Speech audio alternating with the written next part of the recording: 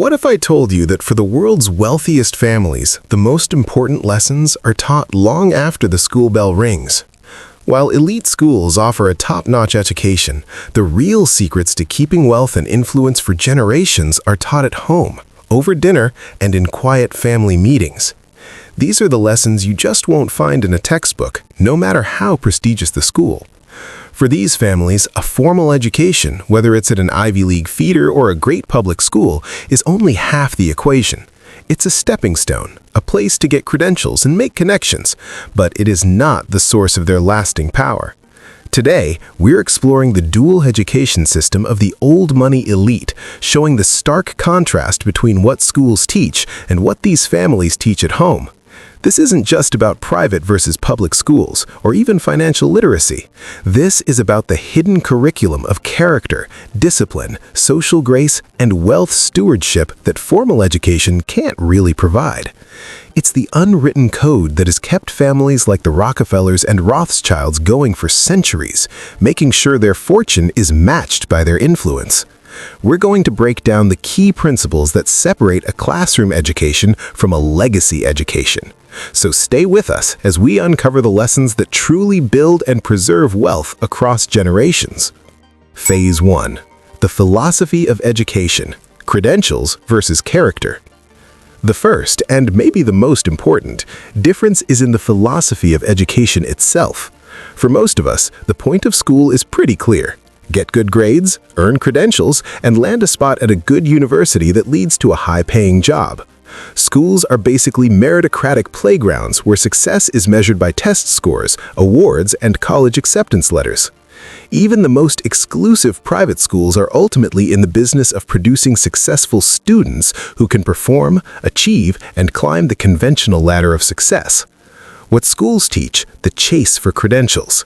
In a formal school setting, education is a straight line.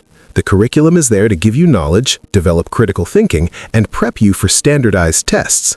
Whether it's a top public school or a historic private one like Eton or Choate, the focus is on what can be measured. You learn to compete, meet deadlines, and master complex subjects. You're taught to write essays, solve equations, and memorize dates. The diploma is the prize, the tangible proof of your hard work. This system is great at creating skilled professionals: doctors, lawyers, engineers, you name it. And especially in private schools, it gives you access to powerful networks formed in dorms and on sports fields. But this whole system is built around the idea that education is a means to an end, a successful career and a comfortable life. In old money homes, that view is seen as incomplete. Credentials aren't dismissed, but they're secondary to a much deeper goal: building character. For these families, education isn't a race to be won, it's a lifelong journey of becoming a well-rounded, thoughtful, and interesting person. The home is where they cultivate what's called the life of the mind. This is an education that values intellectual curiosity, social grace, and a deep appreciation for culture. Dinner conversations aren't about gossip or TV. They're where kids are expected to discuss art, history, politics, and philosophy. Libraries are prioritized over screen time, and reading is a daily ritual. This education is about building an internal framework, not just a flashy resume. It's about being able to walk into any room and hold a real conversation about a classic novel, a piece of music, or a historical event. This ability to connect with people on a cultural and intellectual level is a kind of social currency worth far more than a perfect GPA. It's what helps you belong in the room and build trust with people at the highest levels of society. It's also where values like modesty, discretion, and resilience are taught. While a school teaches you how to be smart, a family teaches you how to be wise. They know fortunes can vanish, but character and a cultivated mind are assets that last forever.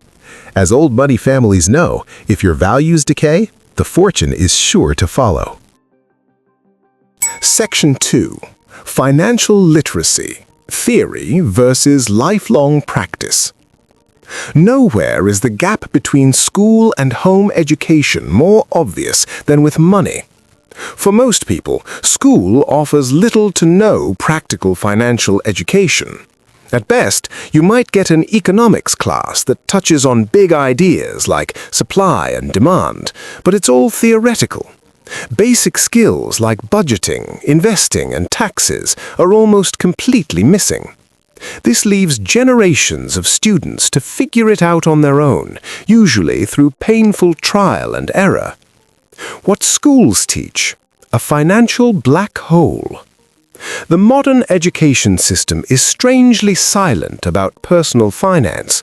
It'll teach you calculus, but not how compound interest works in your own savings account. It'll teach you about ancient empires, but not how to read a balance sheet or know the difference between an asset and a liability. This is a huge gap, and it affects everyone. Even at elite private schools, surrounded by wealth, the assumption is that financial education happens somewhere else. The school's job is academic rigor, not teaching kids how to manage an inheritance. The old argument is that money is a topic for home, but that idea feels pretty outdated in our complex financial world. The result? Most people walk into adulthood with deep knowledge in their field, but are basically illiterate in the language of money. What families teach? Money as a tool and a responsibility. Old money families, on the other hand, treat financial education as a central part of a child's upbringing, starting when they're very young. Money isn't taboo. It's discussed openly and practically. It's not seen as a goal, but as a tool to be managed and grown with a purpose. This education is a hands-on apprenticeship in wealth stewardship. It starts simply. A young child might get 3 jars for their allowance, one for spending, one for saving, and one for giving. Right away, this teaches budgeting, delayed gratification, and philanthropy. As they get older, the lessons get more serious. Teenagers might be taught to keep a detailed ledger of their income and expenses, a practice John D. Rockefeller famously used with his kids. They get involved in real-life money decisions, from planning a family vacation on a budget to sitting in on meetings with financial advisors about estate planning. They learn the critical difference between assets and liabilities, not as a vocabulary term, but as a real-world concept. They see how family investments like real estate generate income, while flashy things like a new car drain it. The goal is to build an owner's mindset, not an employee's. They're taught to think about making money work for them instead of just working for money. This training goes beyond personal wealth. It's tied to the idea of stewardship, the belief that the family's wealth doesn't really belong to them, but is a legacy they have to preserve and grow for the future. They learn about using debt strategically, tax-advantaged accounts, and investment strategies designed for capital preservation, not risky bets. By the time an heir is ready to inherit, they aren't just getting a pile of cash, they're taking the reins of a multi-generational enterprise they've been trained their whole life to manage. This practical, lifelong financial education is maybe their single greatest advantage. Section 3. Social Capital. Group Projects versus the Art of Connection. One of the most powerful yet overlooked advantages of an old money upbringing is the careful cultivation of social capital. Today, networking has a transactional feel to it, swapping business cards or adding people on LinkedIn. Schools usually only touch on this when they make you do group projects, where teamwork is just a way to get a better grade. But in the world of generational wealth, building relationships isn't a chore, it's an art form, a critical part of their influence. What schools teach? Networking 101. School teaches you to work together, but it doesn't really teach you how to connect. Sure, you collaborate on assignments, play on sports teams, and make friends. The networks you form at elite schools are undeniably powerful. Classmates become future colleagues and partners, but the school itself doesn't teach you how to build and nurture those relationships. The connections are a happy accident of being in the same place at the same time, not the result of a structured lesson in social dynamics. The focus is still on individual performance.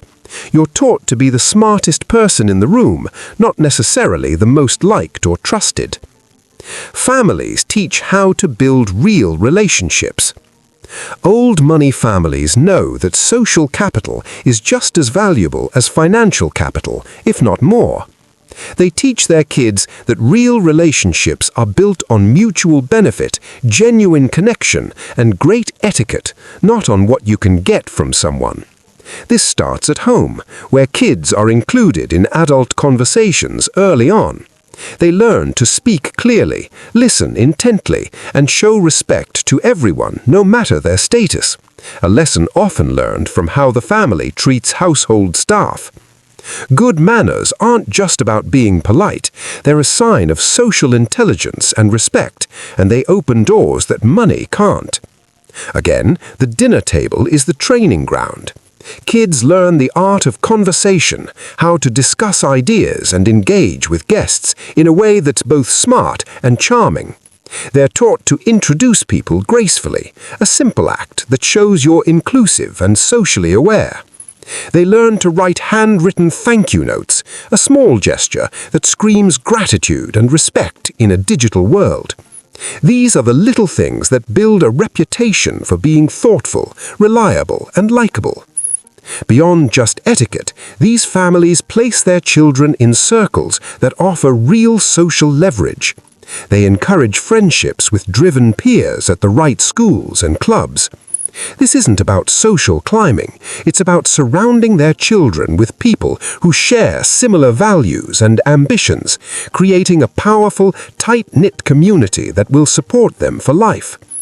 They're taught to nurture this network with genuine care.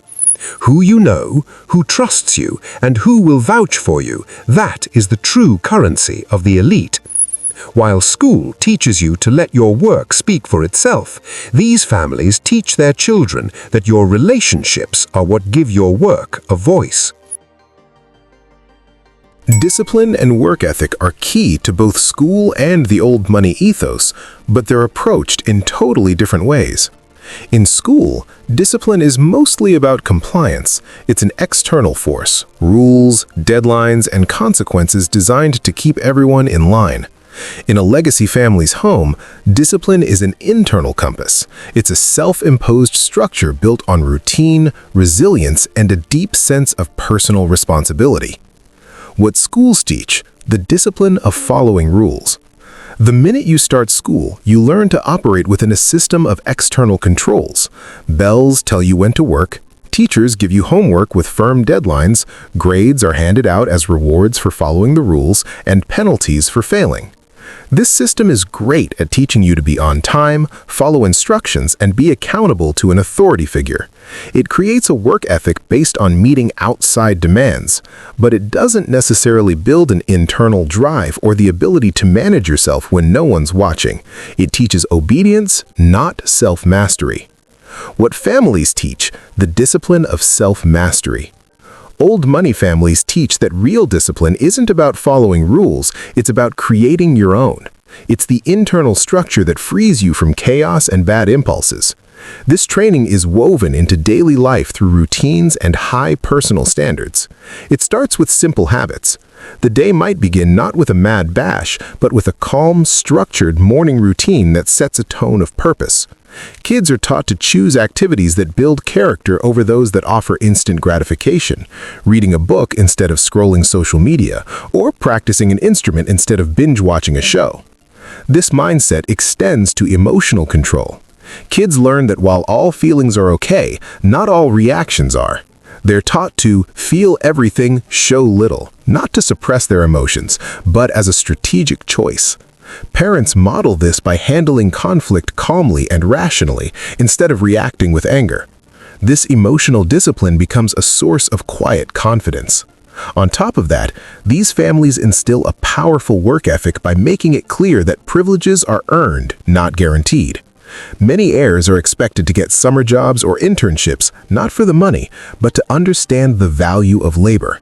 They learn that their family name might get them in the door, but only their own hard work and competence will let them stay there. This builds resilience and the understanding that true freedom comes not from having no rules, but from holding yourself to a higher standard. This is the discipline that lets you play the long game. It's not about being forced to work hard, it's about being conditioned to expect it from yourself. Section 5. The Worldview. Short-term goals versus generational thinking. Maybe the biggest difference between these two educational models is their perspective on time. The entire school system is built around short-term goals.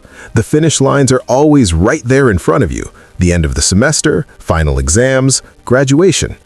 But in the world of old money, time isn't measured in school years, it's measured in generations. The thinking is long, strategic, and tied to the idea of legacy. What schools teach: the semester-long sprint. The academic calendar is just a series of sprints. You focus intensely on cramming for a test, finishing a project, or getting a certain grade for the quarter. Success is just a collection of these short-term wins. This is great at teaching you to be on time, follow instructions, and be accountable to an authority figure. It creates a work ethic based on meeting outside demands. But it doesn't necessarily build an internal drive or the ability to manage yourself when no one's watching. It teaches obedience, not self-mastery. What families teach: the marathon of a legacy.